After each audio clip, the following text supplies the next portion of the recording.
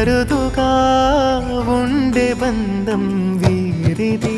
ఈ తమ్ముడే తన అక్క కమ్మై లాలించే లాలించే, అక్కకే తను కన్న తండ్రై పాలించే పాలించే. కాలమాగి చూసిన అనుబంధమే ఇదిలే, వయసు మీరిన పాసమే ఒక కావ్య